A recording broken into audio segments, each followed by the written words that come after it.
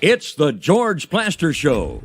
30 years of the best sports talk in Middle Tennessee, featuring Tennessee Radio Hall of Famer George Plaster, Tennessee Sports Hall of Fame coach Watson Brown, and Young Guns Billy Derrick and Michael Cindric.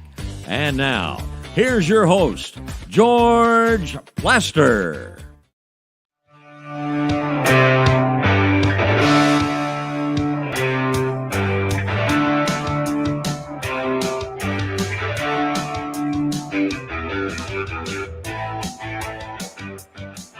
Hello again, everybody. Welcome in. It's a beautiful Thursday afternoon in Nashville, Tennessee. Bright sunshine. Hope it stays that way for about 2 months. So enjoy it while it lasts, because it does look like the 10 days is pretty good. Only a day or two where it gets a little on the chilly side. Normally when that happens, it's up on the plateau. And with that in mind, let's say hello to Coach Watson Brown. Watson, how are you? Say it gets a little chilly on the plateau. A little chilly. A little chilly on the plateau. Yeah. Well, then I need to move. I need to move then. I'm a thermo golfer, and I don't need chills. You have not yet made your debut. My debut has not arrived for 2023 yet, no. Do we have a scheduled date? Oh, no. It's all off of days. Hopefully there will be a day here before February's up that I make my debut. Okay. Michael, how is your golf game? Well, the last time, and this is a true story, the last time I swung a golf club, I broke a window. That is a true story. It ricocheted off a tree, and that was the last time I've ever picked up one. So I think that's all you need to know. Golf can get expensive. Yeah. I hadn't even played a full 18 ever, and it's pitiful. So not a great experience. Billy, are you a good golfer? No, George. We would not be a very good group of golfers. Watson would be the best. Well, no kidding. Yeah. By the way, we'd be playing that wasn't real hard. We'd be playing Watson's ball. Watson, does it look? No, let's go back to you for a minute. Does it look like he has signed up for the Aaron Rodgers darkness year? I'm telling you, it's different every day. I know. mean, we cannot. It's kind of getting out. exciting. Where's Billy going to be today? I mean, is he in a deep dark hole? Is he out getting sun? Is he? I mean, we can't figure it out. I'm telling you. And George is like the lights of God are shining. Let there be light. Just ask him. Wow. Okay. 1-0 Watson. Wow. Yeah. Fine. George was trying to be nice about your golf game too, saying you were the best golfer of the four. Well, Michael, that's not real hard with this bunch. See, I hadn't seen either of you golf. I've seen George's swing once. Jackson Duncan sent me a video. I could be pretty bad and still be better than those two guys. Oh, okay. Well, He's not wrong. Hey, I'm just telling it like it is. Calling a spade a spade. dinner at the home is spade at a spade. 4:30. Wow. Right after you get off the air. Is bingo at 5:30, George? No, there were 2 rounds of it, 3:30 and 5:30. Gosh. Watson can sign up for the late one after dinner. Wow. Right. 1-1 tie. No, you usually say it's about my bedtime at that point. So. I thought I'd beat you to that one before you. Shouldn't we get to the You update? threw it back at me. Let's do, George. Update. Let's get to it. How about what happened at Memorial Gym last night? Vandy knocks off number 6 Tennessee, 66-65. Tyron Lawrence with the game-winning 3 at the buzzer. He finished with 19 points. George, I saw this stat last night. Tennessee is now 1-5 all-time as a top 10 team playing inside Memorial. You know, I was trying to think over the years because I have seen probably 50 of these at Memorial Gym. At least. It's probably close to that. Watson, I can think of 3 that went to the buzzer. My buddy Mark Elliott, when I was in school, hit a shot and Vandy won 56-55. There was a game, a very controversial deal. Phil Cox, who was a 90% plus free throw shooter, got involved in a block charge call near the buzzer with Tyrone Beeman. The call went to Vandy. Cox hit both free throws. Vandy won by 1.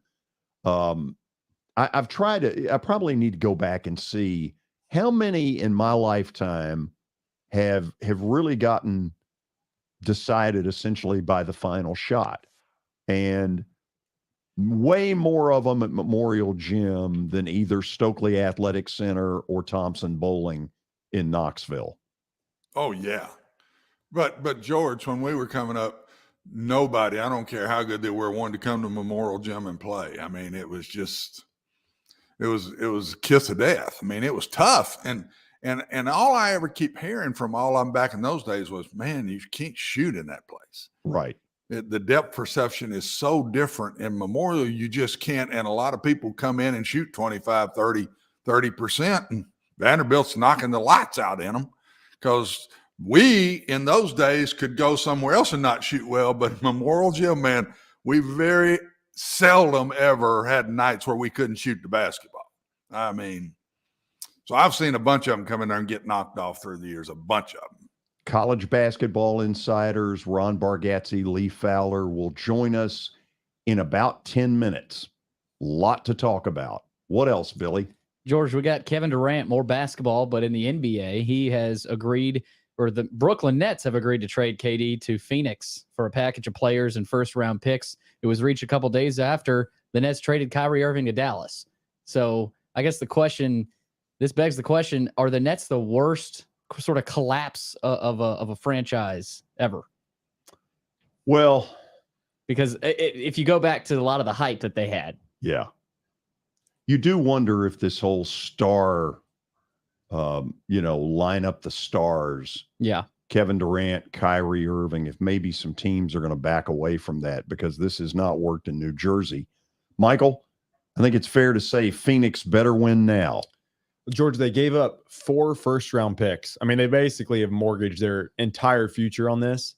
They're definitely capable. I mean, you got Chris Paul, Devin Booker, Kevin Durant. I mean, you're going to be in every single game, but it's not like the West is some cakewalk either. I mean, you got Memphis is there and Denver's there and Dallas might be there now with Kyrie. I mean, there's plenty of teams. You could just kind of go on and on. Golden State's not going to ever be so it's the West is loaded, and they took a huge gamble. I mean, you give up 4 first-round picks, and it's not like Phoenix is everyone wants to go play in Phoenix. It's one thing for the Lakers to give up a first-round pick because they're going to have a good chance really with a bunch of free agents every year because it's LA.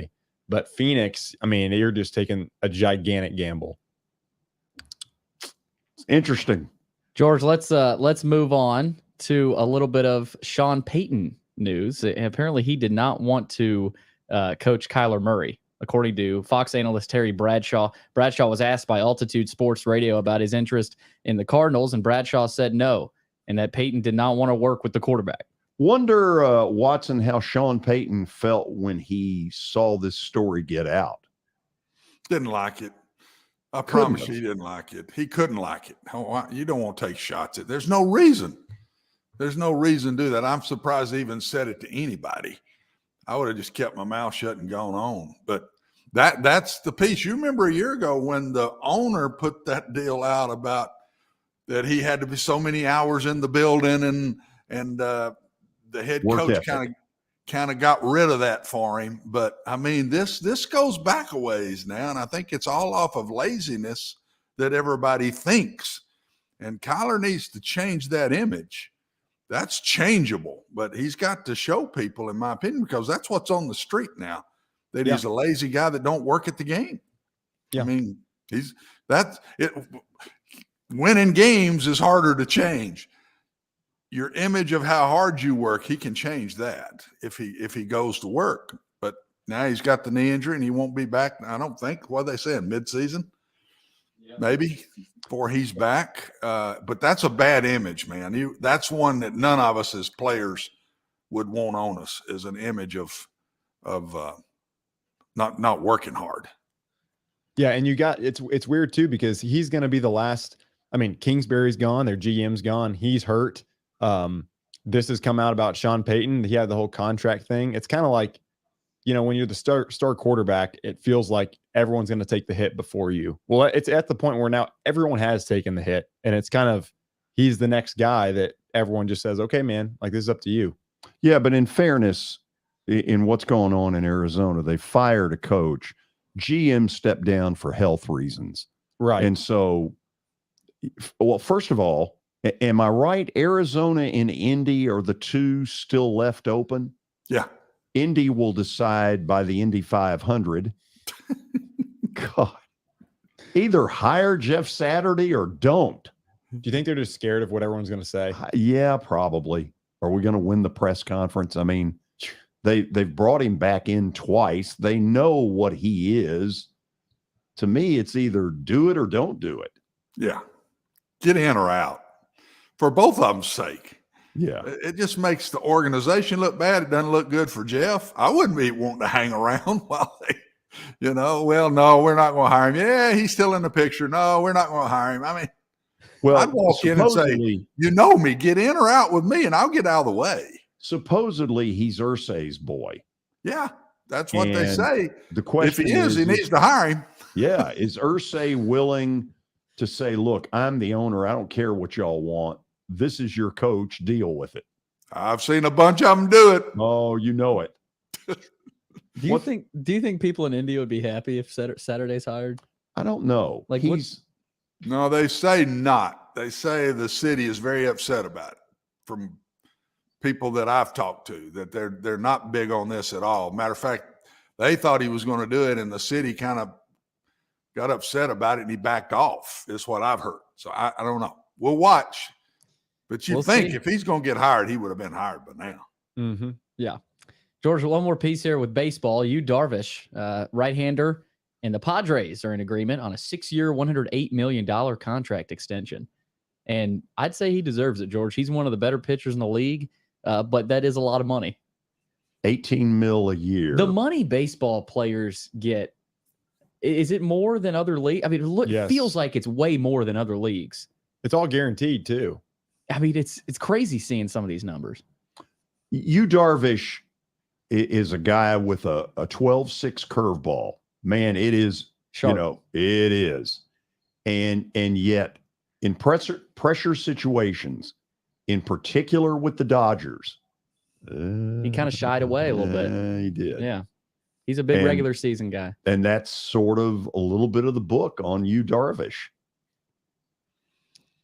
Yeah. I mean, for you, George, I think he's a regular season guy, but he gets to the playoffs. There's a little shine away from the camera.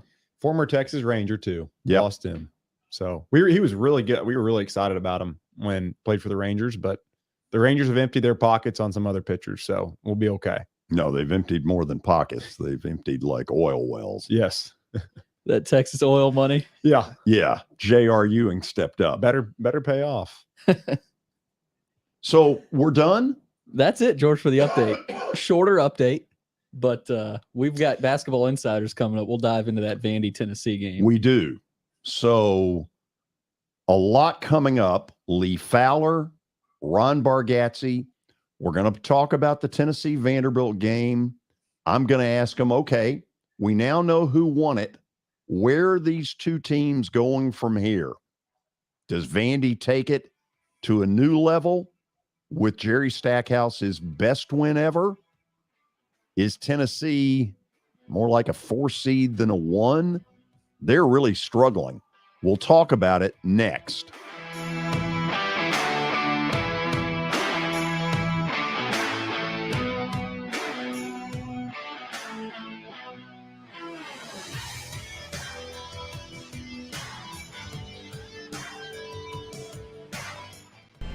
How am I going to get to work?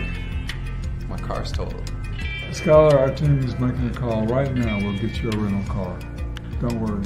That's a relief. Call us 24/7. We're here. We're going to help. Year number 2 of the Plaster and Friends Celebrity Bowling Night was awesome. And the reason is really simple. I chose Strike and Spare, and they were amazing. They have great food, great bowling, and a staff that is truly ready to go the extra mile to help you. They have 5 family fun centers in the area to choose from. And for more info, go to strikeandspare.com or call them at 615-824-5685. As the trusted premier custom home builder in Middle Tennessee, Donnelly Timmons has over 20 years of experience in the industry. Whether you're looking to build your dream home or renovate your current home, their team will ensure that every client and every remodel is unique, luxurious, and completed on time within budget. Founders Dustin Timmons and Joey Donnelly have over 25 years of construction experience in the Nashville area. Together, they have completed projects in Forest Hills, Oak Hill, Green Hills, Franklin, and Brentwood. Dustin and Joey believe that communication is the most important aspect of all construction projects. Therefore, they personally manage each project themselves and are involved in job site activities on a daily basis. Their commitment to quality and integrity has earned them an outstanding reputation among their clients. Contact them to set an appointment for a free consultation or to view some of their completed projects. Give them a call at 615-456-7983 or log on to DonnellyTimmons.com.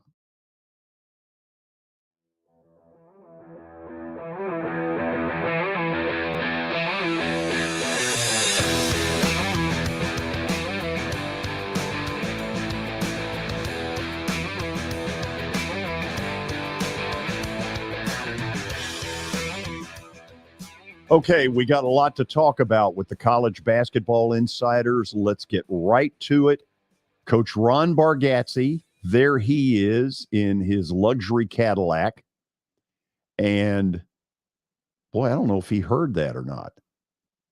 Not much of a reaction from Coach B. No, there was none at all. And then Lee Fowler on line 3. There he is. Guys, how we doing? Everybody's great. How you doing? Good. We're not sure Coach B is hearing us. You may Coach have B. a mute-unmute situation. Coach B, you got us? He looks very confused, George. He does look confused. And we're getting. If I can read lips, he said, I'm not hearing you guys very well. Is what it's the lip reader. Lee, do you think that's maybe he needs to turn up the battery? Could be, George. I've got to believe he's got some bad communication there. Yeah. Okay, we'll work on trying to get this fixed. Lee, give me your reaction to last night. Let's start with that. Well, it was a lot of fun, George. There was quite a bit of celebration after the game, and I thought both teams played well. Down the stretch, they couldn't score very well, but it was an interesting game. And of course, anytime we can win at Vanderbilt, that's a great situation against Tennessee. And I thought the kids played with a lot of motion and really played well. Why do you think the young man at Tennessee did not go ahead and dunk the ball? Well, I was sitting at an angle where he kind of looked at Coach Barnes, and I don't know if he could get the signal of whether to score or not to score. And by the time he went by the basket, it was too late, and then Wright fouled him. But I was unhappy that he got that wide open look and thought he was going to dunk it, but didn't. Is it worth trying Coach B again? There he is, but I think he's still trying to work on it. Hold on. Let's see.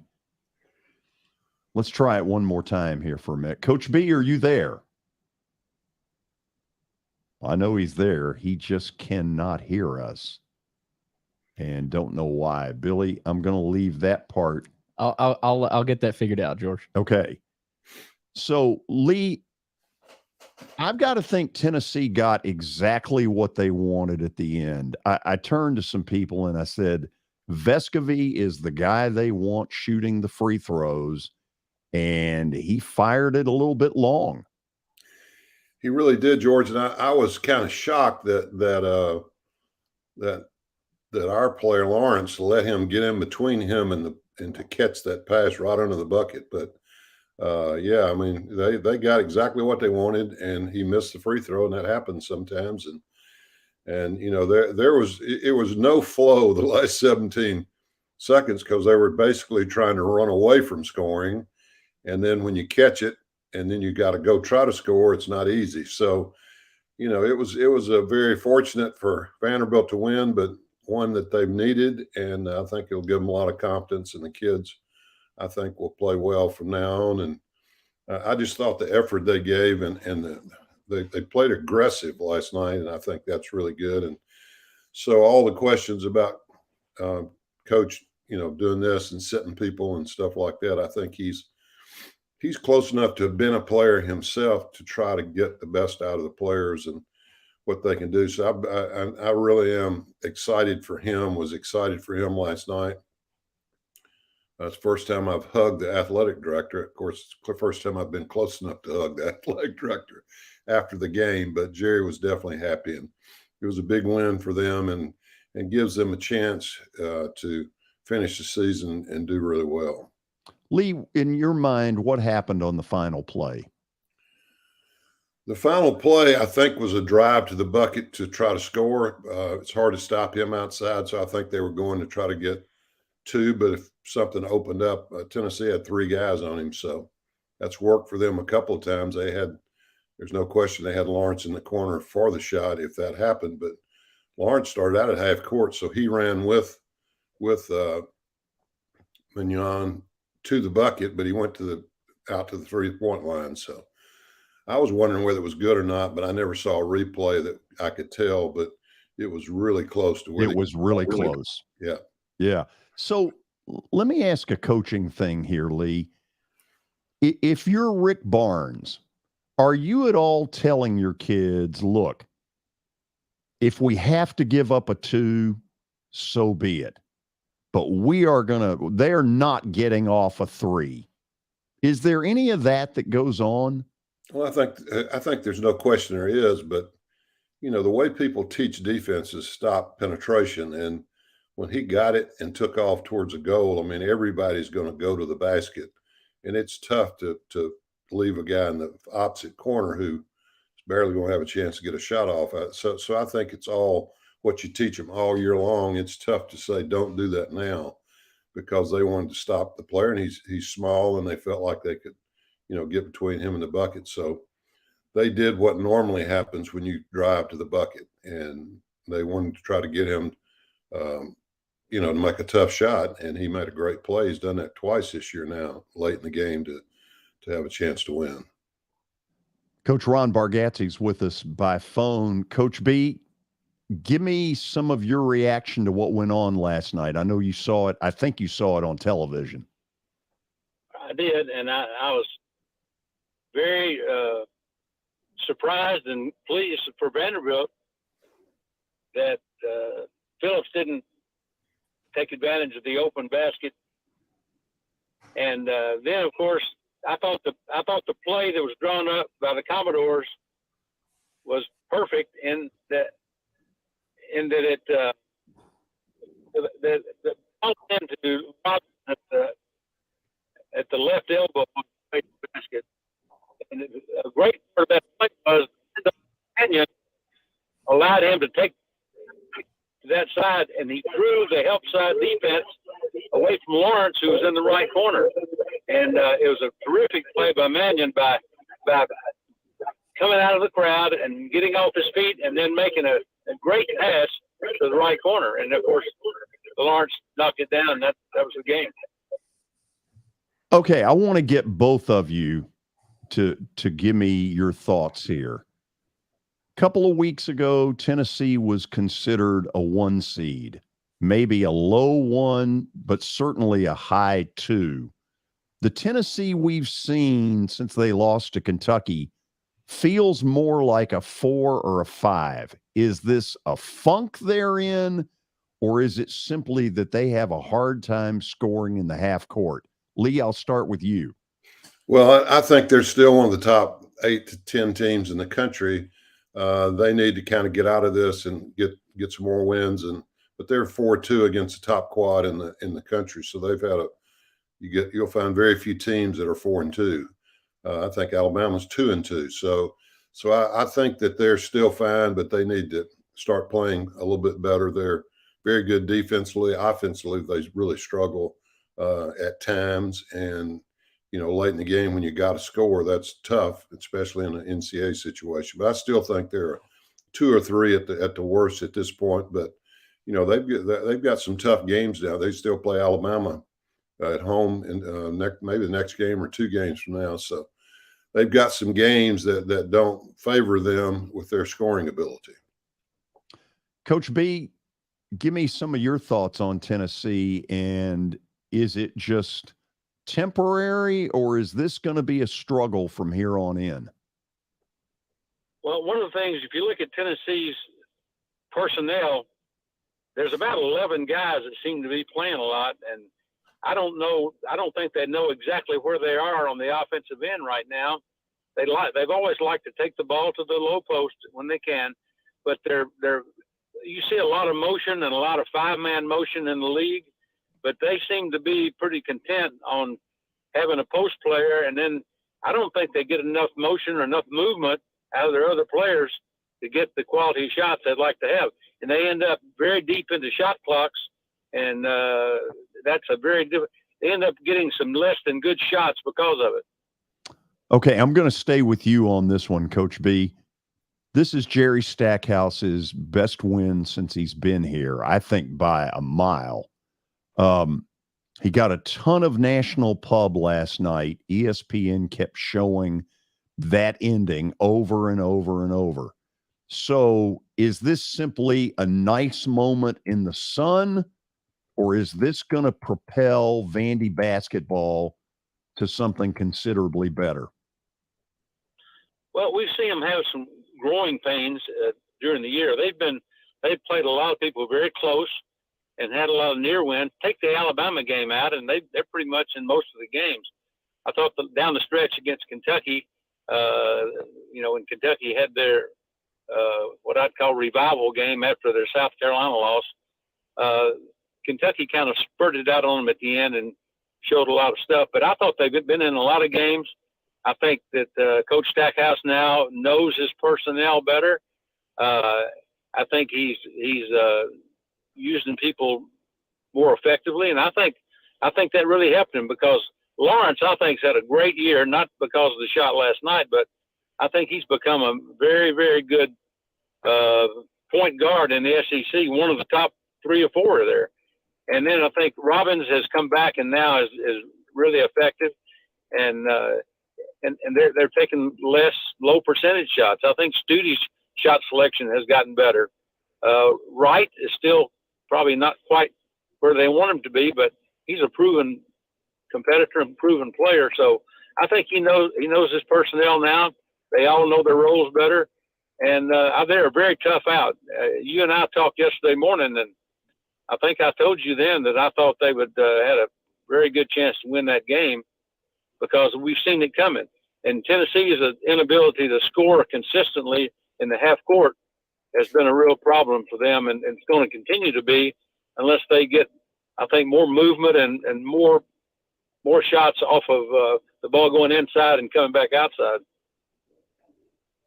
Coach B, I want to stay with you on this and then let Lee talk about it. One of my mysteries to them is Jordan Wright. There are nights where I see him where I say he is their second best player behind Liam Robbins. I don't think they play him enough. Last night, I thought he had some huge moments in the second half when it looked like they were teetering between, are they going to fall apart? Are they going to make a run? He hit a bunch of big shots. Talk to me about that. Well, first of all, I think Lawrence and Robbins are their 2 best players right now, most consistent, and give them a chance. I think if you go around the league, who's a better, maybe Castleton at Florida and Shebway at Kentucky, but I think that Robbins is in the conversation for the best post player in the league. I think that the situation that Vandy's in is that they're almost there with consistency. Wright if Wright would play and get his 12 to 14 points a game, and you knew he was going to do that, then I think the Vandy is in the top half of the league and have a chance to get to anybody, maybe but Alabama. Lee? Well, I feel a lot like Ronnie does. I just think that Wright's been hurt a couple of times, and so he hadn't gotten in the rhythm that we know he can play. I think down the stretch now, if he can play well, Lawrence and Robbins and then Stuckey makes some shot. I think Magnon's played well. You know, still, George, they're a 12-12 team. They're a 6-5 or 5-6 in the league. So, you know, they need to play well more consistently. I think they have some games they can win. Some of them are on the road, unfortunately. But, you know, if they could end up 500 in the league, I think that would be a good year where they started with some losses early out in non-conference. And I think that, as Ronnie said, they're a tough out. I mean, they can shoot. If they shoot the ball well, except for Alabama, I think they can beat anybody in the league. Okay, I want to get both of you to talk about this. Arkansas went to Rupp a couple of nights ago and trashed Kentucky. And by the end, a lot of empty seats at Rupp as the old Blue Bloods left early. So the big theme that's come out of this is, why can't Oscar Tshiebwe guard pick and roll? I mean, the Arkansas people in the press conference almost mocked him, talking about how easy it was to go against him in pick and roll. Both of you guys help me. This guy's a veteran. Why are they having this problem? Well, I think number one, Tshiebwe is he's a violent rebounder. I mean, when he gets his hands on it, it's his. He can score around the basket, but when you get him out on the floor and he has to play like the 3s and 4s play, he's not nearly as effective. And that includes defensively, not hedging and getting back to his man, and maybe staying with the other man in the 2-man game, maybe staying with the ball a little too long and then leaving them vulnerable inside. Yeah, I just think, George, you know, he's such a rebounder that he's always thinking getting back to the glass on offense and defense. You don't average 10 or 12 a game and get 20 sometimes if you're not that in your first thought. So I think he struggles a little bit in the other parts of, and, you know, he's not a true center, as Ronnie said. And I'm not sure, you know, he's a great rebounder, but I'm not sure he's a 3 or 4 either in the league. So screen and roll is pretty basic. But I don't know how much they talked about whether he ever hedges. He's always going to stay and go get the glass because you want him trying to get the rebound because he gets most of it. Man, are they talking about this up in the Commonwealth. We'll go to the break, then Watson Brown and Michael Cindric. We'll talk to the college basketball insiders. A lot going on. Stay tuned.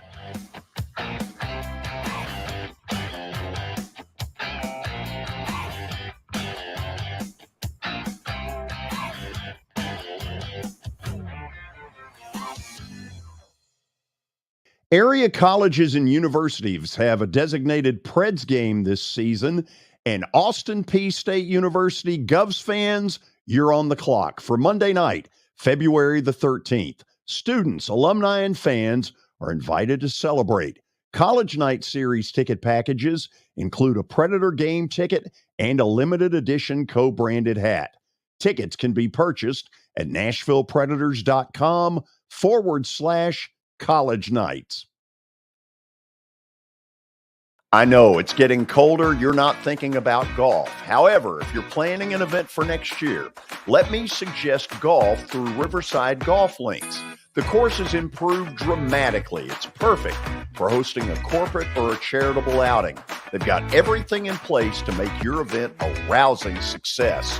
To get more info, call 615-847-5074 or go online to riversidegolflinks.com. Jody Jones has as nice a dental facility as you'll find anywhere. Let's go in and take a look. Are you in the market for a new dentist? Maybe you're new to Nashville? Well, the place to go is Jody Jones Dentistry at 55 Music Square East, and their new facility is absolutely state-of-the-art. Jody mixes quality with comfort for the perfect dental experience. He's trusted for his creative design and committed to both the function and aesthetics of your smile. Jody is simply the total package. Don't wait.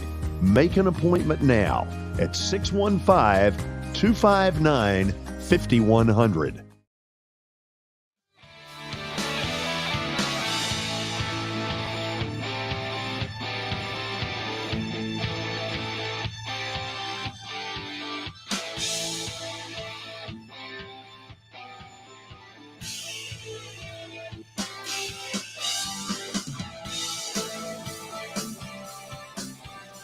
We're a little more than 4 weeks away from Selection Sunday.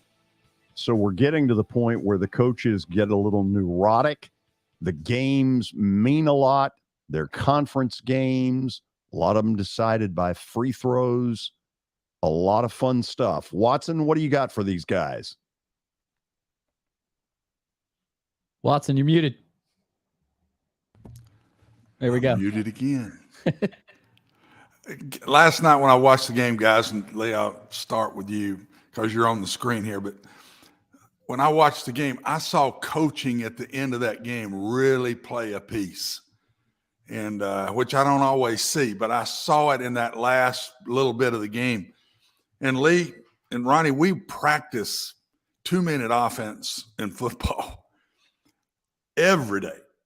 Every day you'd finish practice with something with 2 minutes, and there's all kind of things that happen in the last 2 minutes of a football game, offensively and defensively. And you take a piece of that and practice it. Okay, if this happens, here's what we're going to do. We quickly down the ball. We'll run our kids on for the quick field goal kick. It was called red field goal. Anyway, last night I saw 3 plays, Lee and Ronnie, coaching-wise, and I thought one of them was right. There was the play where we're trying to eat clock. We're eating clock. Tennessee's got the ball. They get a shot. They get a shot at a dunk. And the kid doesn't take it. That's got to have been practiced 1,000 times to me. That ought to be, you get that, take it. Or we're not shooting, period. I don't care what it is. Then there's getting the ball in. And they got the right. I thought that one was right. They worked Vescovi to the ball. They got their best free throw shooter. He didn't make it, but it was done exactly the way I would think Coach Barnes wanted it. Get the ball in this kid's hands. And then the third one was the last play of the game, where to me, you got to practice that. I heard you say, Lee, well, they're used to fluffing off and not letting the guy have the free drive, but it's the last play of the game. There's got to be a point where the coach said, no threes. I don't care what happens. You don't fluff off. No threes. Stay on your guy, and if he makes the 2, we'll go to overtime.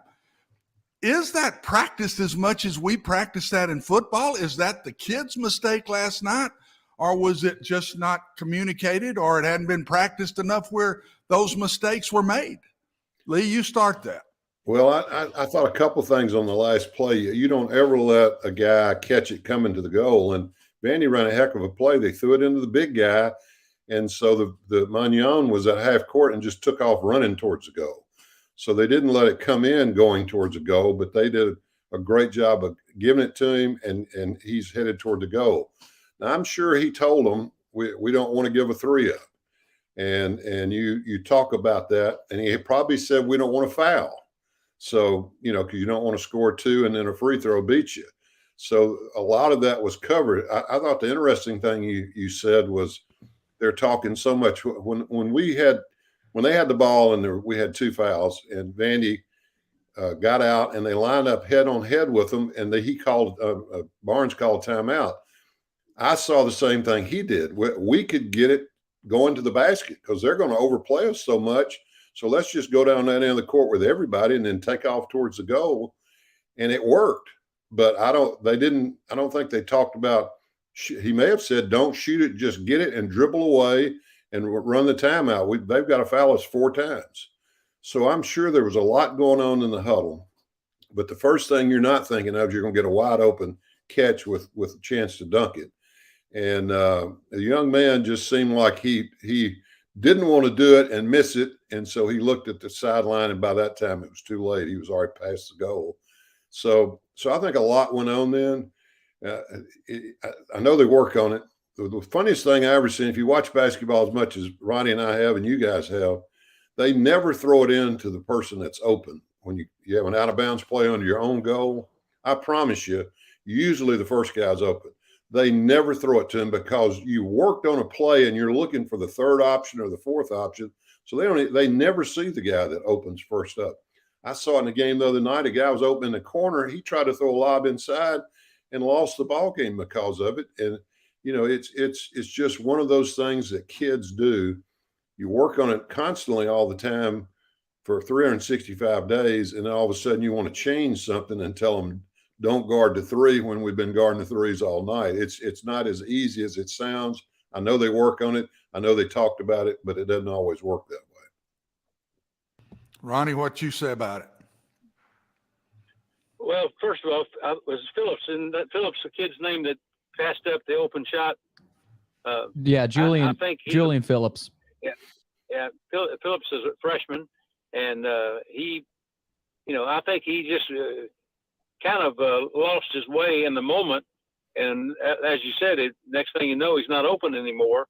But I think any coach would take a 4-point lead, late in the game like that, and have a 2-possession game to deal with. So I think the kid just made a little bit of had a little dead brain cell or two in there, and just and then next thing when he didn't do it. So that was one. But I think the play that Vandy ran to score on late defied your defensive principles. He was started on the left side of the court out front, and then he goes to the right corner, and the defender, and I'm not sure who that was, but it could have been Phillips also. It was Vescovy. I'm not sure who it was. It was Vescovy? Yeah. Yep. He's the guy that left Lawrence and went in to help in the lane. Yeah, he went to go help off Lawrence, and that left Lawrence wide open in the corner. Yeah.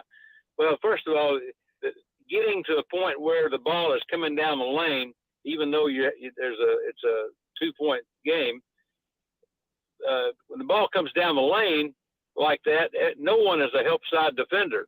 And, I guess Vescovy, the tendency there is to not let them score, but it left him with an open 3-pointer. Because Lawrence started on the left side out by the head of the circle and went to the right corner. So Vescovy, normally in their defensive scheme, he stops, and he's a help side defender. He stops and looks at the strong side, and the strong side, Mannion made such a great play of streaking down there, getting the ball back from Robbins, and then making a really difficult pass, a kind of a backhanded pass, which was a great athletic play to win the game.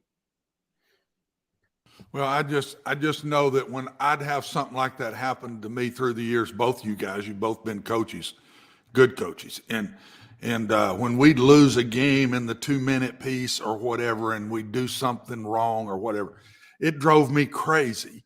And because I've always felt like first teach the guys what we're going to do and then rep the fool out of it. And so when one of those things happened during the game, we've been there a bunch of times. So I promise you, Coach Barnes is killed over this, because I thought those were fundamental plays that you would teach your players to do. And I'm not on Coach Barnes. I'm just trying to figure out, how does this happen? How do you react to it?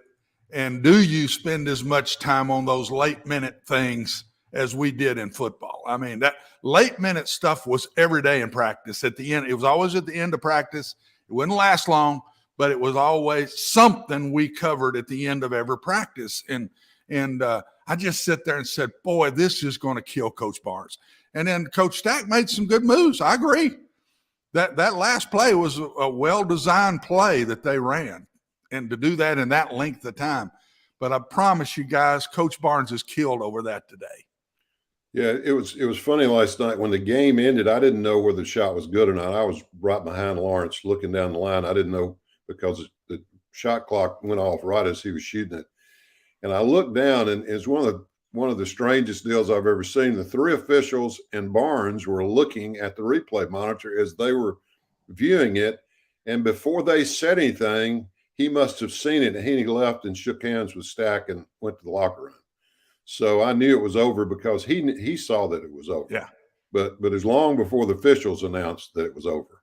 So that was an interesting part that I hadn't seen, because usually officials keep everybody back, but they couldn't, of course, because everybody was on the court. That's another interesting thing. Is Vandy playing $100,000 for that rushing the court? George, you're an expert on that. Vandy, well, I'll say this: they brought in the police. They had no chance. They got destroyed. In fact, do we have the picture? We've got them on the court, because they came out there looking like stormtroopers with about 2 minutes left in the game. In a "you are not going out there," and Coach B, they had no chance.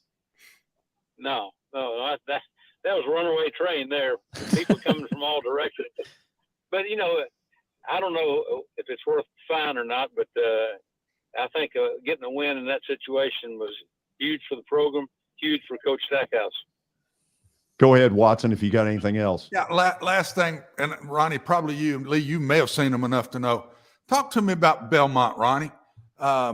What is Coach Alexander doing different philosophically with this team, since it's such a different team? I'm not sure this isn't his best coaching job. And I know the competition top to bottom has been a lot tougher. And what's he doing philosophically different without the big guy in the middle? Well, last year Muzinski was a senior. He was an older guy. He had some injury problems along the way. And he's not the most gritty, tough guy you could ever imagine. But Coach Alexander and Belmont did a great job of taking a whole set of new players, 2 transfers, a graduate transfer and a transfer from Tennessee Tech, and a couple of freshmen in Gillespie and then Cade Tyson, and molded them into a team that is really, really good. They've had a couple of tough, close losses, but in the Missouri Valley, I've said it all along, it's like Belmont playing Murray State every night because the teams are very athletic, they're strong, and Casey Alexander is on a short list of, I think, the best situational preparation coach in the country, and he's right straight from the Rick Byrd book of coaching, and it shows. So hats off to Casey and his staff. Lee, anything? Have you seen him enough to comment on it?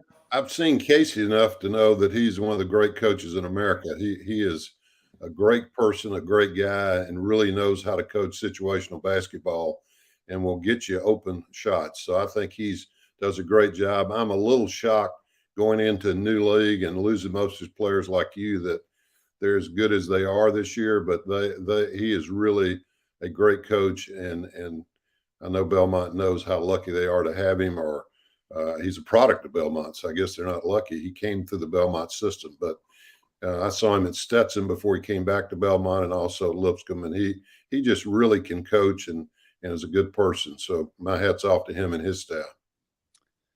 Lee, Coach B, Billy's got a graphic here for us with some bracketology. And, if you could look at it, I know, Coach B, you can't necessarily hear everything, but Tennessee, a 2 seed, Bama, a 1, Auburn and Missouri, both an 8, Kentucky, a 10, and Arkansas, an 11, and then A&M's first 4 out. Just talk to me a little bit. We'll start with you, Lee, just because you can see it. What changes would you predict in this that you think ends up finalized? Do you think there's an SEC team that's not on this graphic that ends up sneaking in, or any SEC team in this graphic that you like? I don't see with the pace they're going, the trajectory they're going to make it. Yeah, I mean, I watched Texas A&M play against Vanderbilt, and I've seen them a couple other games. I was shocked that they're still not getting much consideration. They're so good on defense. They're kind of like Tennessee. They don't score much on offense, but man, they play hard. So, I mean, they're second in the league right now, and maybe they played everybody below them, but they are a team that if they keep winning, I mean, they're going to have a chance should be able to get in the tournament. And some of these that they're listing in there keep losing. It's going to be a struggle not to put them in the tournament instead of Kentucky or Missouri or Auburn, because I think they have really done a good job this year and done well, especially in the conference play. Coach B, I'll kind of go to you here. Just I know you can't see it. Kentucky being at a 10 seed. I mean, that's really for a big team like Kentucky. Once you get to a 10, 11 seed, you're flirting with, not making the tournament. Do you see any way this committee keeps Kentucky out of this tournament? I don't. They'd have to really fall on their face to not make it into the tournament. But they're a team that they haven't got guys that you can count on every single night to do what you expect them to do. I said this last week on the show, is that back when after the South Carolina game, they pretty much got Toppin and Shebue in there, and they're getting all their minutes. But there's a lot of guys who play by committee and play those 6 to 10 minutes a game.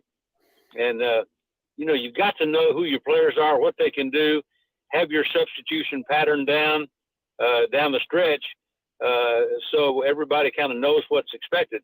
We talked about Casey a few minutes ago. You can book.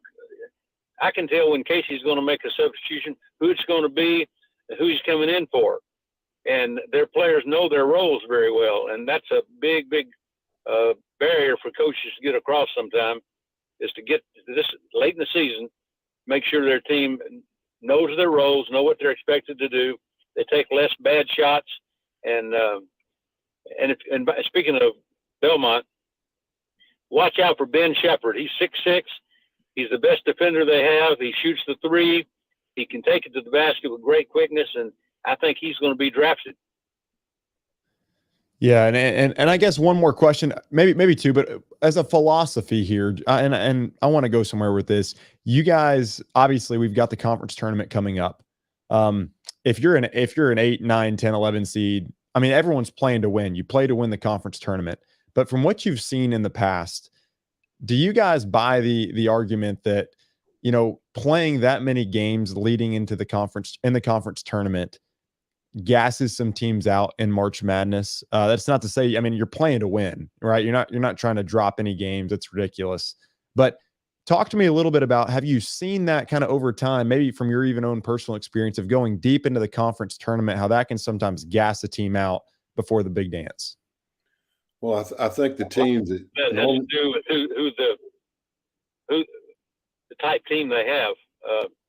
I can see Tennessee, who distributes a lot of minutes out there. I could see them being at their best in the tournament. But yet you look at them on some nights, and there are a lot of teams who could beat them. So depends on the type team, I think. Yeah, I agree with Ronnie. I think the teams that need to win games are the 8 and the 9 and the 10 seeds that you are projecting at that. They need to come in. They don't need to go 1 and out against a team that's not going to the tournament. So puts a lot of pressure on teams. And I always think, as we used to tell people in administration, and Watson will laugh at this, winning is good, losing is bad. So as long as you're winning games and winning them in a row, you have 3 or 4 days before you play again. These young guys play all the time now. So I don't think it's that big an issue, because majority of these teams feel like they need to win a couple when they get in the conference tournament. Yeah, and then last question, I want to circle back to Vanderbilt. How much weight do you think last night carries this offseason when Vandy is looking at, does Stackhouse come back or not? Well, I think anytime you win, it's good, and losing's bad, and beating Tennessee is always wonderful at Vanderbilt. So I think it's a big win, but I think they're playing better, more games. I think it'll have a lot to do with how they do down the stretch, to whether that conversation is a lively one or people ignore it. So, there's a lot of basketball left. I think they're playing their best now. They've got people healthy, and unfortunately, that's been some bad issues, not only for Stack, but for Bryce Drew before. I mean, they hadn't had the best of luck. So if they can stay healthy the rest of the year, I think they'll be fine. And I would be shocked if that conversation is being had after the season's over. Coach B? I agree with that. I don't think you could say it much better. It's an emotional decision when you get to this point and you're sitting on the on the edge of the cliff there. If Vandy could have a nice stretch of games here, who knows what may happen there. But I think Coach Stackhouse's win last night gives him a longer leash, and I don't think that conversation is going to take place. Guys, appreciate both of you taking the time to come on today. Lee, good to see you by photo, by picture. Coach B, we'll work on that for you next week. Well, it's tough to get that right signal in Charlotte, Tennessee. So I'll do better next time. I thought that was in North Carolina. Well, I did too, but I took the wrong turn. Well, I'll say this. I'm in the town where Oscar Robertson was born.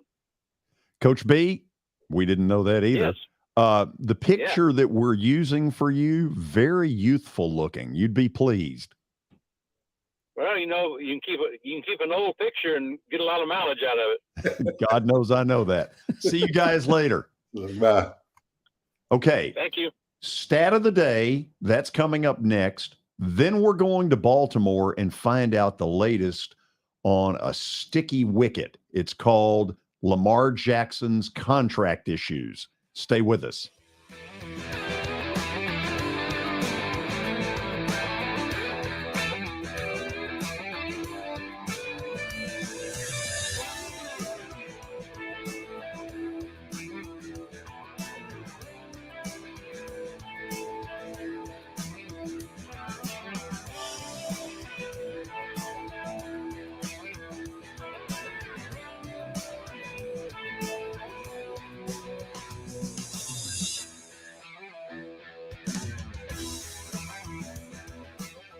Hey, thank you for meeting with me today. The insurance company has made an offer. Already? How? They've offered you the entire policy. Thank you, Blair. You're so welcome.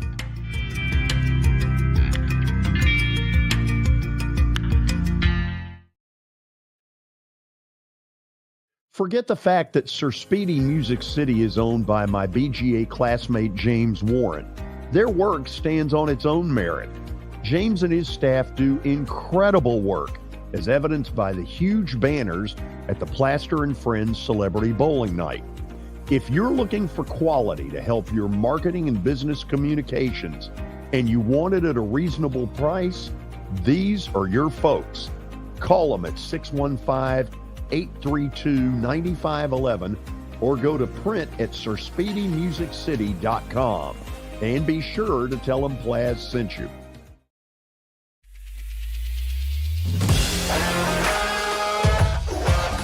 Hockey in Music City just hits different. It's one big honky-tonk party. It's the sea of gold in the crowd. The goals, the saves, the celebrations. It's an experience like no other. Don't miss a minute of the action this season. Visit NashvillePredators.com/tickets to get your seats today. That's NashvillePredators.com/tickets. And we'll see you at Bridgestone Arena. Welcome to John English Antique Sports and Cards, located at 204 East Depot Street in beautiful downtown Shelbyville, Tennessee. Their phone number is area code 931-492-4304. John, obviously, I've been blown away by what I've seen at your place. I've now been there 3 times. But for the person who's never been, what should they expect? Well, we have a 3,000 square foot store, George. Half of it is vintage cards in all sports. And then half of the store is, a lot of people call it the museum, where there's a lot of early equipment and just the history of sports in general: baseball, football, basketball, golf, tennis, and other items. When somebody comes in there that you know is a big sports fan, what is their normal reaction? Well, I think that they're pleasantly surprised. And, of course, being in Shelbyville, Tennessee, which is a small town that you would never expect a shop like we have to be in. So they're kind of, I don't want to say blown away, but as I said, pleasantly surprised.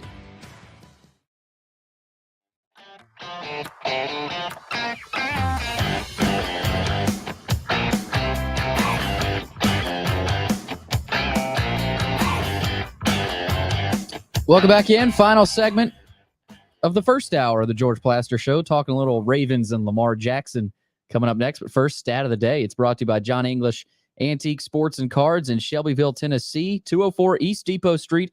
You can find them Tuesday through Friday from noon to 5. Also, Saturdays from 10 a.m. to 5.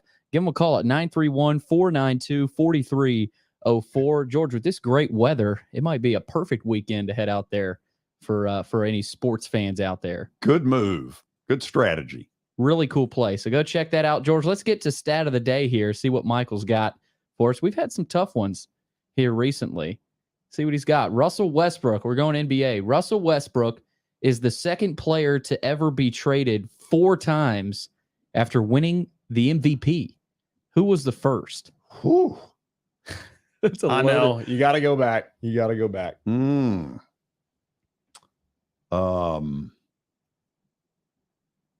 So when you say you got to go back, well, I'm just saying this is tough. I mean, it's not in the last 5-10 years.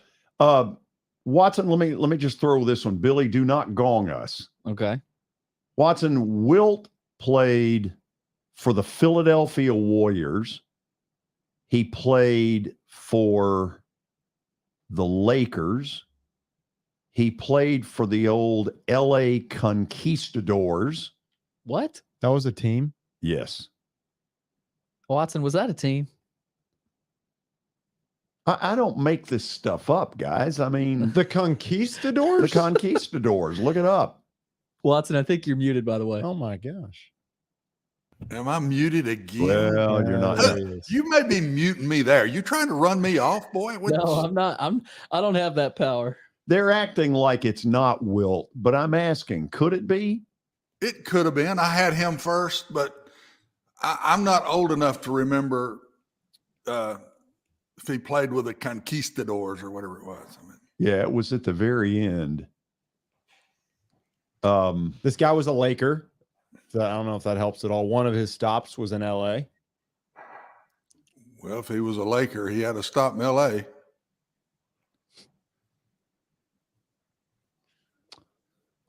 You know what? It's Shaquille O'Neal. Final answer? Watson? I don't think he was 4 places, was he? Phoenix. He has to have been 4 places. Orlando, Lakers, and there's one more. When in Miami? Well, let's just see. It's okay. Let's check it out. Bob McAdoo, man. I don't know if Shaq was traded. Was he trade? I mean, being traded 4 times. That's okay. That's insane. So Bob McAdoo was a Buffalo Brave.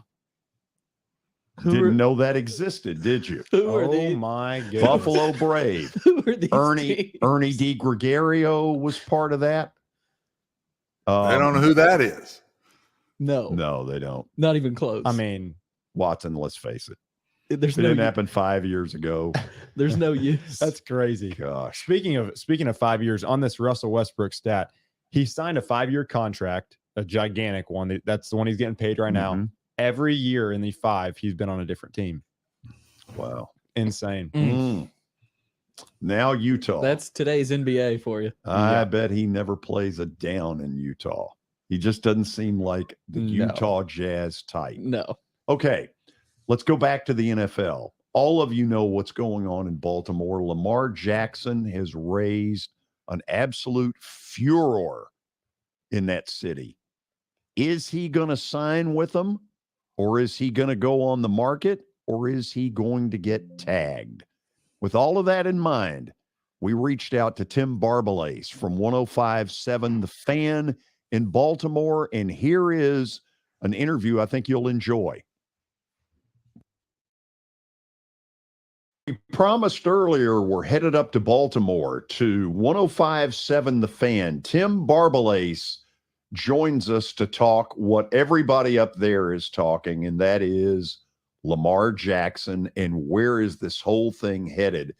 Tim, let me ask you this. When you all go to the phones, what's sort of the vibe of the fans up there?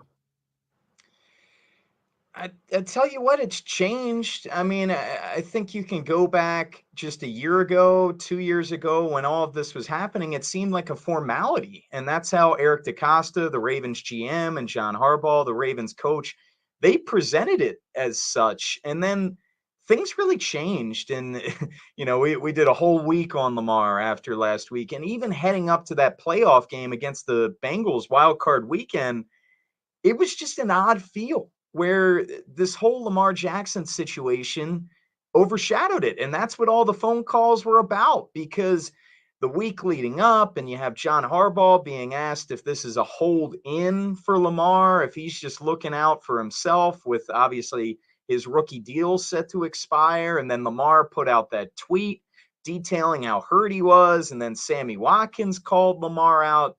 And it was just so much drama that we're not used to seeing coming out of the Ravens locker room. And I'm telling you, it really overshadowed that football game. We took more calls and got more interaction about Lamar's long-term future in Baltimore or elsewhere, as opposed to that game, which is extremely odd in Baltimore for the playoffs. Yeah. Help me with this. It felt like John Harbaugh at one point, press conference wise, was giving the, how the hell would I know? I don't know.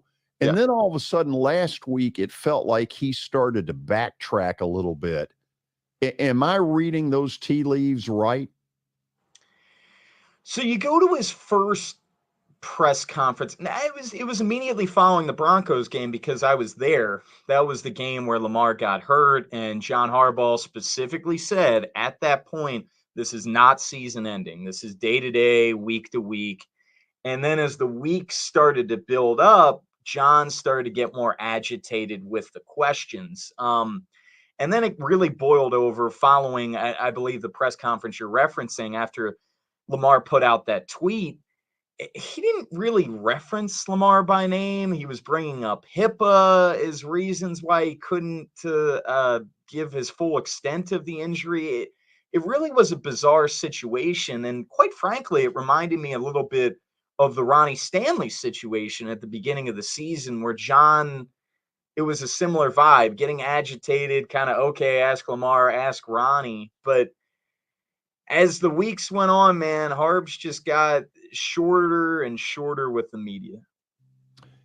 Is this a scenario where on Lamar Jackson's end that maybe there's a moving target, and the moving target is now, I want what the guy in Cleveland got, Deshaun Watson? Is that really where this now is?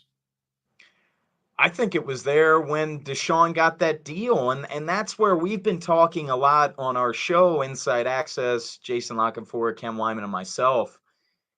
The Ravens missed the boat when Josh Allen got that contract extension, because we feel like if Lamar was offered a contract in that ballpark, maybe slightly exceeding it, he would have taken it. And then Pandora's box just opened once Deshaun Watson signed that contract, because I get that a lot of people want to say that it's an anomaly, and I understand that. It's Cleveland. They do Browns things. But Deshaun did get that deal. And if I'm Lamar Jackson, who is representing himself, you look at comparables in contract negotiations. All the off the field stuff aside, he's a total creep. Lamar does not have any of that. Lamar has an MVP. Lamar has more wins. And if people want to poke fun at Lamar's playoff shortcomings, they have the same amount of postseason wins. So I understand Lamar trying to get that. Will he get it in Baltimore? I'm skeptical, because Steve Bisciotti, the Ravens owner, he spoke to the media last owners meetings and was basically bemoaning that contract that Jimmy Haslam gave Deshaun Watson. Okay, let's take that a little bit farther. Bisciotti obviously is not real happy with Haslam in Cleveland, because it has opened up a new set of problems. To your all's sense of this, is Bisciotti catching a lot of crap at league meetings that you cannot cave to this kind of crap? I don't know anything concrete there, but I'd be willing to bet a ton of money that is the case, because the other 30 owners, they're kind of leaning in on him right now, saying you can't give in. And then when you have Kyler Murray get a deal and Russell Wilson get a deal after that, and they didn't get full guarantees, you're leaning on Bisciotti, and it's really going to be interesting to see what happens with, Mike Brown and the Spanos, with Bengals and the Chargers, with Joe Burrow and Justin Herbert due for contract extensions this offseason. And hypothetically, George, if they were to sign before Lamar, then that opens up another can of worms. So Bisciotti's in a tricky situation, and now the Bengals and the Chargers are about to enter those waters as well. Tim, let me ask you this. It's really a sad situation because obviously you look at the way Baltimore handled things, and now you look at Lamar Jackson's injury come the end of the season, and it feels like both sides now are in this almost lose-lose, that Baltimore might miss out on Lamar Jackson, and that Lamar Jackson might miss out now on the guaranteed money that he got. How do you see all this playing out? Just what is realistic when you're having these conversations every single day in Baltimore? What seems to be the consensus of what's going to happen? And also, do you kind of see it the same way I see it, of now it's kind of a lose-lose situation? Is there a winner that comes out of all of this? Well, I mean, I think Lamar is going to get his money one way or another, but I will say, with each passing week of this season, if you asked me before the year, I'd have said there's no way Lamar's going to be here. But I got to tell you guys, I'm not 100% on this, but I am heavily leaning that Lamar Jackson is going to get traded this offseason. I just think when you have all those reports, Sean Payton mentioned it on Fox, saying that some veterans in the locker room have turned on him. Sammy Watkins went on record and went after Lamar Jackson. Something is not right in Baltimore. That's very clear. You can go back to 2019 when they were setting the world on fire and Lamar Jackson, unanimous MVP, and they're having so much fun. Where this year, man, it has been a dark cloud. This contract has been a dark cloud over this team, because each week when we're doing our show, did he make more money this week? Did he lose money with that performance? Is he making more money missing the games with how poor the offense was? It's just a mess. And he's going to get franchise tagged. But if you're the Ravens, I'd be very surprised if they let him play out the tag.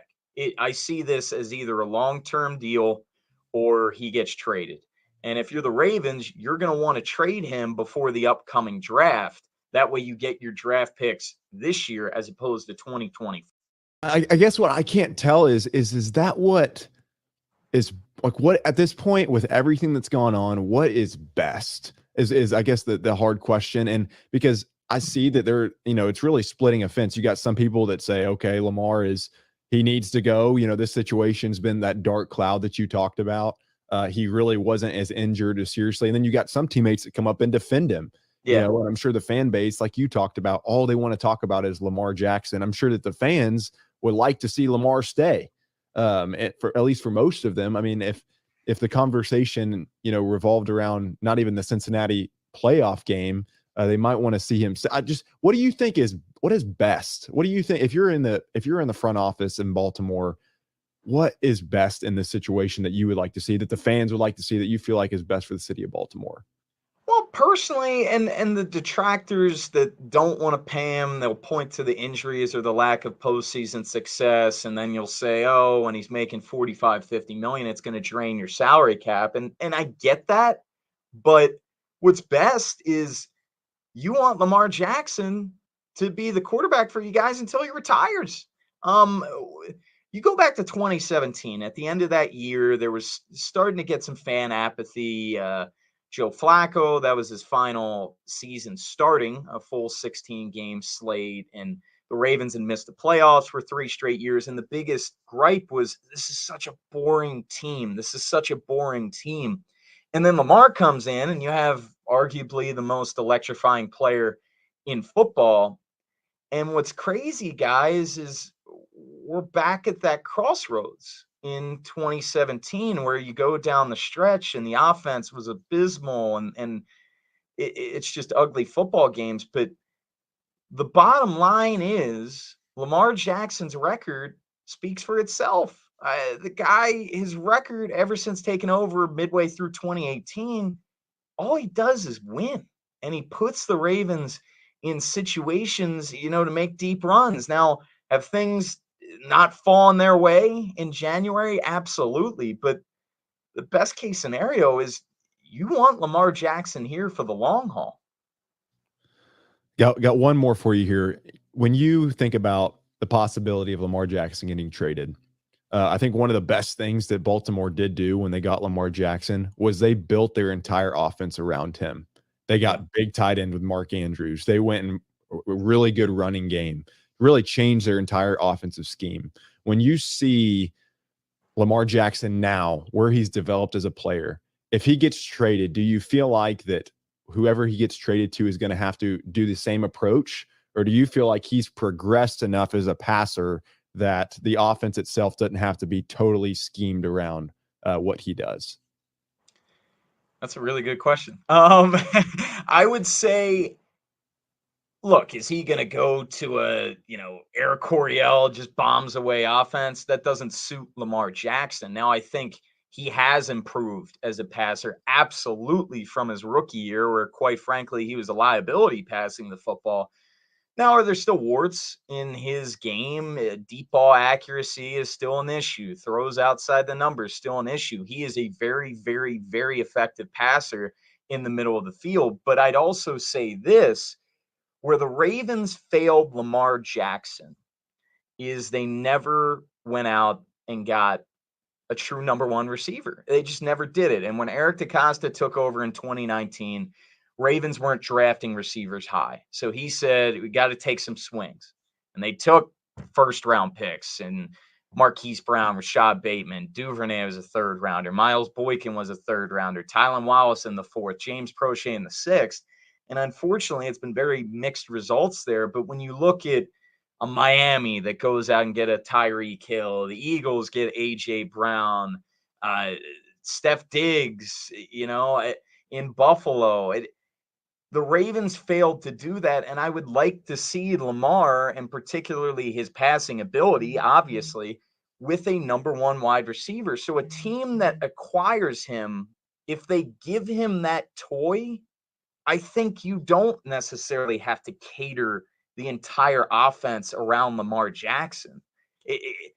You have to use his legs. You want to use all of his strengths, but I think he can absolutely be a capable passer and be in a scheme. That was a lot of warts with Greg Roman, the passing concepts and the route spacing. I would like to see him in a better offense, better suited to him for passing the football. Tim, before we let you go, I don't want to just sort of skim over this issue.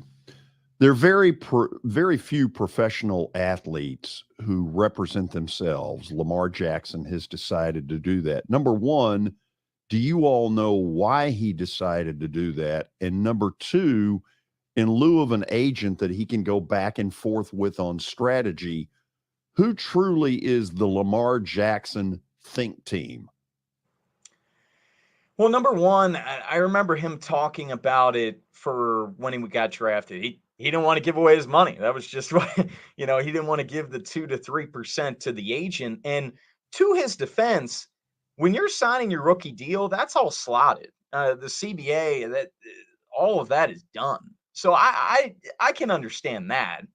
But this is a deal when you're talking in excess of $200 million and your first legitimate contract. I think you would want an agent. Now, where he has benefited himself, guys, is even with the injuries, price keeps going up. Price keeps going up. You're never going to really lose money at the quarterback position by waiting, because with the salary cap going up and the new contracts year after year after year, he's going to get more money. But as far as who he leans on, I know for a fact he has people at the NFLPA that counsels him.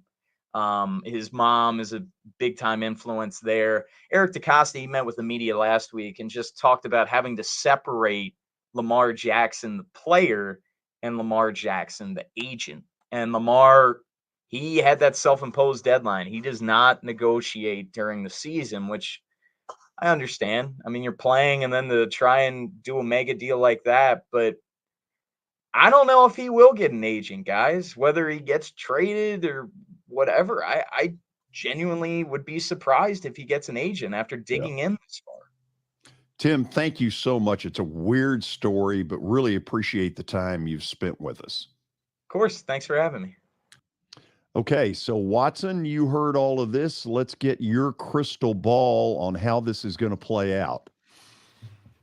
Well, if I'm the Ravens, I do everything I can to keep him. They're not going to do better than Lamar Jackson.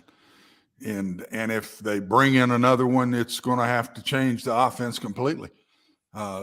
You do your offense around your quarterback. I've always believed that. Every place I've ever been, I've done that. And I've run different offenses with different quarterbacks. But you also put players around the quarterback to do what you're going to do. So when you and that offense is so different, there's only one team running it in the league, and that's Philadelphia. And that offense is so different. Those are all college running plays that they're running. They're not pro plays. They're college running plays. And it's all option oriented. And you got to change everything if you let him go, George. So if I'm the Ravens, I work very hard to sign him. Yeah, Watson, I agree. And I think he talked about something that, that black cloud that was just over their season. And, I'm just ready for this to be, you can just feel it. They need to either get him signed or go. Because at this point, it's starting to, be divisive for the locker room. Now everybody's got an opinion on it. And that's what, that's the tough part. And so, yeah, I mean, I think you gotta do everything that you can to keep him. I mean, you're not going to find a bunch of guys like Lamar Jackson. The difficulty comes to the agent, though. I mean, that is a big part of this. I mean, who is in his camp, and Tim talked a little bit about that, but that's where this thing gets even more hairy, because you just don't necessarily know what's being communicated and if it's being communicated the right way. Yeah, I mean, but Michael, this is the league. Yeah. Every locker room, the Bucs locker room dealt with Tom Brady. Right. The Packers locker room dealing with their guy. The Raiders locker rooms dealt with their guy. They bench him with 2 games to go. This is the NFL. And I kind of take it back, George, to the Braves. How the hell do you not get Freddie Freeman signed early? And this is what the NFL's now doing. Oh, yeah. They're all doing this now. How do you not take care of Swanson and get that over with? The longer these things go, the hairier they get. And in the end, it's less money probably than this guy wants, and it's more money than they wanted and that the organization wanted to spend. I don't understand the philosophy of the NFL. And it's mostly quarterbacks, but it's not all quarterbacks. There's receivers. A.J. Brown, what are you doing here? I don't want to deal with it. Get rid of him. Oh, okay. So now he's in the Super Bowl, and we're going, what happened to us? I don't get it. These GMs, the more I'm around, George, the NFL, now that I'm out of college, these GMs have got a lot of power, man. And I just wonder how many of them are qualified to be doing what they're doing. And I just wonder if the head coaches, this is an old timer, but I've always felt like we're headed in the wrong directions for ADs in college football. We're hiring fundraisers. We're hiring NC2A eligibility academic guys. We're not hiring somebody that knows about the sport, that's been around the sport. In the old days, that wasn't that way, and you know it. And now it is. I wonder if the same thing's not happening in some of these GMs. Are they qualified to be doing this much power? They got more power than the head coach has got. I can tell you that. You want a crazy one, Watson? Yeah. This is crazy. This is absolutely insane, but here goes. So the Ravens, whoever their power structure is, Eric DaCosta, the owner, Harbaugh, they've all gotten in a room and said, what the hell do we do? What do we do here? Okay. I wonder if it has ever come up, because they're bound to have said one of the things that is making this harder for us is the fact that he doesn't have an agent. This is a one-shot deal. We're going to go to Lamar and say, listen, you pick out the agent, we'll pay the 2 to 3%. Can we get it off dead center? Wow. With somebody other than his mom? I think that's a good idea, but what I'm worried about, I think this is too far down the road. Oh, yeah. I just think it's too far down the road. The communication started out good, and now it's bad, and I just don't think Lamar Jackson can run other offenses. He can, I think. The Ravens, let him go. They got to change completely offenses, complete offenses. And, man, that's a lot harder than Lamar headed to another team. Has that ever happened? The whole pick up the 2 to 3%. I mean, that's a crazy idea. Look, it's nuts. Yeah. But I think the lack of an agent is making this even harder. Mm-hmm. Who are some players that come to mind that represented themselves other than Lamar Jackson? I'm trying to think of any others. I can't think of one right off the bat that's a high profile right kind of deal. But Billy, you've got a question over there out of the chat room. Yep. That I'll guarantee you has come up in Baltimore 80 million times. From Ricky on YouTube, he asks if Lamar Jackson, well, it's more of a comment, I guess, but he says if Lamar Jackson had been given a long-term contract, he probably would have played in the playoffs on that injured knee. Watson, do you believe that? No. Kid's hurt. I ain't going there. I don't think he took himself out at the end of the year. The only red flag that bothered me that Lamar did, I know that injury, man, and that one don't get well in that length of time. If you hurt it good, that posterior cruciate is nothing but time. There's nothing you can do for it. There's nothing you do for that. You can't operate on it. You got to give it time to heal. And it's when your knee, you hyperextend your knee back. When he got tackled or planted and his knee went backwards. So those two front joints hit hard on top of each other. You get bone bruises, and then the knee is loose and all the back ligaments are loose, George. That's not stable, and that takes time. I think he was seriously hurt. I think he's competitive as a Dickens and would love to have played in that game. The only red flag I had was he didn't go to the game. I didn't understand that. He did not go to the game, and he'd gone to every game up to that, home or away. And I did not understand him doing that. It looks bad. It's a terrible. Yeah, and it made him look bad. The optics of that are awful. Yeah. But no, I think he's hurt. I do think he was hurt. Yeah, I agree. And I think, you never drag a guy out there when you talk about optics. You never drag a guy out there and force him to play. And I don't fault Lamar for not playing. If he says he was hurt, then I'm going to believe that he was hurt. I mean, the injury itself is serious, but when it comes to controlling what he could have controlled, it'll look a whole lot better if, he was with them, and everything, went to the game. It would probably change, him not showing into the game just adds fuel to the fire of there's something behind this that gives, credibility to, what the comment said, which is he would have played or not. It just adds fuel to the fire. Well, I don't know, George, if he said, I can't play, I'm still not well enough. Some player made a statement or something in the locker room, pissed him off. Harbaugh may have made a statement to him to tick him off. I don't know, but we don't give the player the benefit of the doubt on injuries enough, guys. We do not. A lot of injuries come from you get hurt and then you go play hurt. You don't protect yourself and you lean toward that injury and you end up hurting something else. Jeffrey Simmons this year. It happens. And I'm telling you, we don't give the player enough credit. It was like people saying Purdy should have gone back in that game and suck it up and take the pain. And good gracious, George, I know a guy real well that hurt a shoulder and then protected the shoulder and tried to go and hurt a knee, and he never played again. That was me. And you just can't give the kid, you got to listen to the player. And I don't like it when coaches make comments. If I'm Jim Harbaugh, I didn't like what he said. Right. I didn't like that. I didn't think that was fair to Lamar. I would have said, I don't know.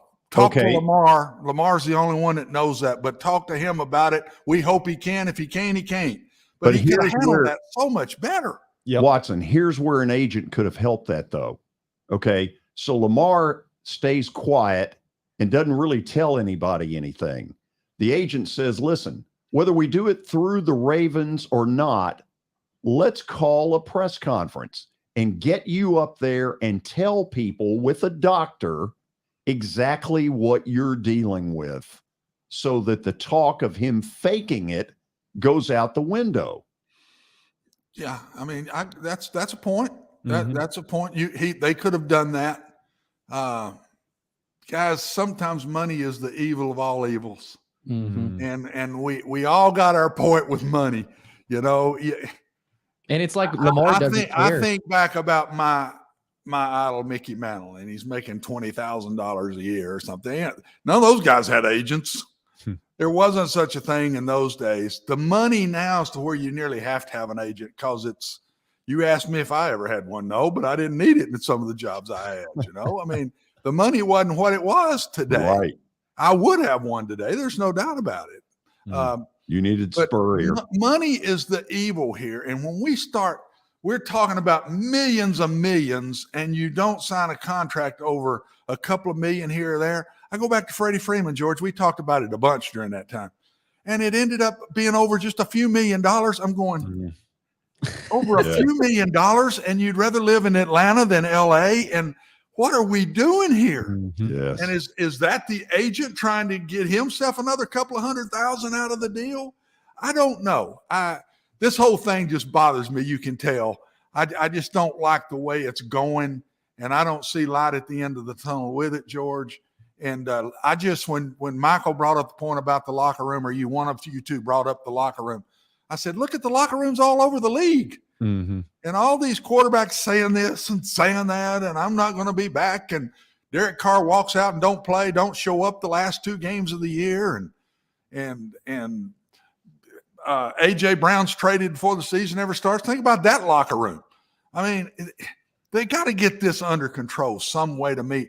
And I wish they'd come up with a time frame that everything has to be done. I wish they'd do that. I wish the NFL would come up with you have to have signed and whatever by this point in time within what you're doing. Something to keep it out of the just messing up locker rooms all over the place. Yeah. Well, you talk about locker rooms, Watson. I don't know if you guys remember the interview with Jeffrey Simmons after the Jaguars lost the last game of the season. Jeffrey Simmons admitted he was fighting through a big injury the last 6-7 games of the season, and he was fighting back tears. He said, I wanted to be out there. I wanted to be out there with the guys, and that happens everywhere. I mean, you talk about Watson. Kids are a lot tougher, Billy, than given credit for. Yeah. Football players, to me, I take up for them more than any sport. They deserve any amount of money they can get because their careers can be over tomorrow. Basketball and baseball, a little bit less. But football is such a physical sport that, my gracious, think about Ryan Tannehill. He catches all that grief. He gets hurt. He finishes games when he shouldn't have been out there. He couldn't even walk, and he's finishing games. He comes back and plays the next week when he shouldn't have played, out again, and then has surgery. That's a tough kid now. And he's a kid that caught grief all over the city. And yet here he is laying his heart and soul. He's 35 years old. He might be done. And yet he goes back out there and lays it on the line. I take up for the injury piece. I'm sure there's some that fake them. I guess that's right. But I don't think anybody ought to get on a kid. And if the kid says he's hurt, we ought to accept that and go on. That's the way I feel about it.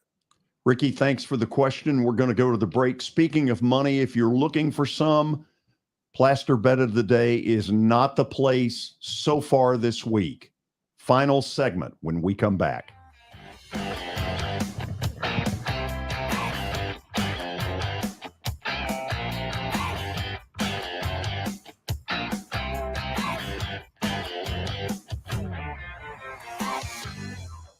Hey, thank you for meeting with me today. The insurance company has made an offer. Already? Wow. They've offered you the entire policy. Thank you, Blair. You're so welcome.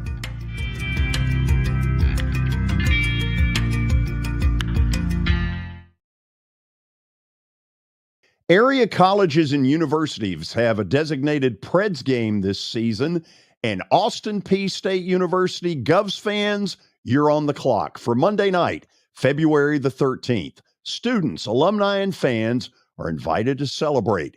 College Night Series ticket packages include a Predator game ticket and a limited edition co-branded hat. Tickets can be purchased at NashvillePredators.com/college nights. I know it's getting colder. You're not thinking about golf. However, if you're planning an event for next year, let me suggest golf through Riverside Golf Links. The course has improved dramatically. It's perfect for hosting a corporate or a charitable outing. They've got everything in place to make your event a rousing success. To get more info, call 615-847-5074 or go online to riversidegolflinks.com. Forget the fact that Sir Speedy Music City is owned by my BGA classmate James Warren. Their work stands on its own merit. James and his staff do incredible work, as evidenced by the huge banners at the Plaster and Friends Celebrity Bowling Night. If you're looking for quality to help your marketing and business communications, and you want it at a reasonable price, these are your folks. Call them at 615-832-9511 or go to print at sirspeedymusiccity.com. And be sure to tell them Plaz sent you.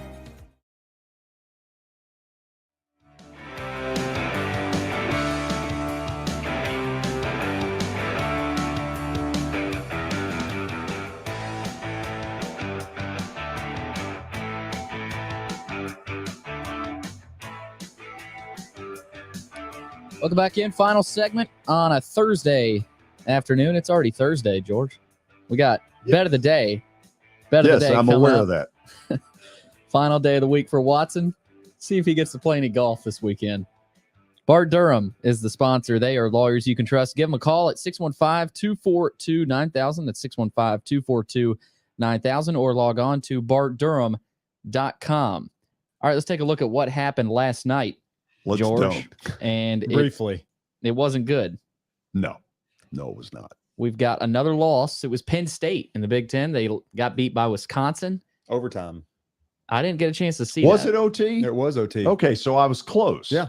Yeah, they got Okay, it. that makes me feel better. You've gotten to the point of not even keeping up, huh? Well, I need some self-esteem here. Man, we're 225 in. That's a big marker. 50.1%. Still above 500 this far out. Right, but look at Watson, man. He's just sitting there like a vulture, about ready to just pounce. Yeah. Watch the rats, George. The rats are getting back on that ledge again. I know they are. We're going to attempt to push them back, way back. Where are we going tonight, Billy? You're going to the Pac-12. Darn tootin' we are. Oregon at home in that goofy looking court that is hard to watch. That is. the forest. What is it? Is it a forest? It's it's like a forest painted on the court. It's stupid. I've never known what it is. And the shame of it is that's really a good program. Got a good coach. Dana does a great job out there. So I'm going with them at home against USC. Watson, I need a win. Yeah, you do, bud. It's time. You don't want to hit the 500 again. You don't want to go there. What I don't want is by next Monday, some real issues, and you just sitting there the day after the Super Bowl chirping. More rat development. You haven't even asked me about the Super Bowl. I'm done for the week, and you haven't even asked. Yeah, that's interesting. Say it. Philly. No question. Philly. Everyone's going Philly. Okay, why do you think so? I think Jalen Hurts has a big night with his legs. Philly, they'll bring him out of the mothballs this game and let him go. Because he really hasn't done much of it this playoff. No, one series in the last game. That was it. Yeah. Do you think KC fired all their gunpowder to get here? Yeah, I honestly, I think Philly is just deeper, the better fronts on both sides. I think their offensive line's better than Kansas City's. I think their defensive line's better than Kansas City's. So I just think it's the deeper team. I think Philly will have to mess it up. The one thing that gives me that scare is Mahomes has been there. Yeah. They've been there before, and it wasn't that long ago. It was 2 years ago they were there. So and this is all new in Philadelphia. For sure, Jalen's, it's new for him. That's the only thing that keeps me. But I just think Philly is the deeper team, and usually the better lines and the better running game win these things, these Super Bowls. And how did the Bucs win 2 years ago? It wasn't Tom Brady. They ran the ball really well and played good defense in that game. It wasn't like the Bucs had played all year. They pounded. It was Kansas City. They pounded Kansas City. And when you get to these games, I just think the fundamentals of football come out more in these games instead of the spread wide open fanciness and the. But we'll see. We'll see. Okay, give me a score. Ooh, I think it'll be high scoring. 28-25, Philadelphia. Okay, close. Yeah. No, I think most people believe that too. Yeah. It's you have a good feeling it's gonna be close and competitive. I hope. I think this could be one of the best ones we've had. I just hope both teams play up to that. And we've had some really good ones in recent years, so let's keep our fingers crossed. You think we'll have any laterals in the first, couple quarters? Who knows what we're gonna wouldn't put that past Andy. This is his old team that he wants to beat in the worst way. So look out now. There could be some funky looking stuff come out of this. He's running around in circles. He's saying all the nice things. Yeah, but he wants this one bad. No, he does. He might be the X factor, because I'm not saying Nick Sirianni hasn't done a good job. He's done a phenomenal job with the Eagles. But what does he have up his sleeve, Andy Reid? Oh, I think something. He's got a few things that might shock a bunch of people. I think he's going to draw a mustache on some Philadelphia Eagle. That's a great commercial, by the way. I love that commercial. Coach, it happened again. I'm getting to the bottom of this. I'm going to get to the bottom of this. I go, yeah, good job, Andy. And if you read about that, Patrick begged him to do it. He wasn't going to do it. He would not do the commercial. And Patrick finally talked him into doing the commercial. And the other piece of this, guys, you'll probably talk about maybe tomorrow or something.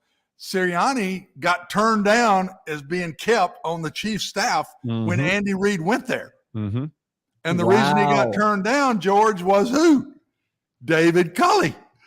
David Culley is the reason that Nick Sirianni got turned down, because he was bringing David with him.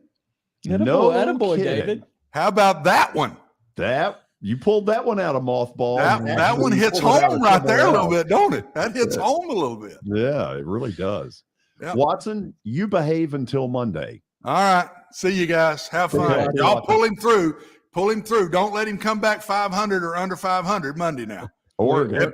Help him out a little bit and pull him through, okay? Oregon tonight. Okay. Be there. And tomorrow's deal, too. You might need a little help. Listen to the young guys. Maybe they can help you a little bit, old timer. Dinner in 45 minutes for you, Watson. Wow. I know. Thanks. Wow. Bye. 2-1. See ya. Okay, we're done for today. We will get into the Super Bowl quite a bit tomorrow. Thanks for being with us. We'll see you on Friday.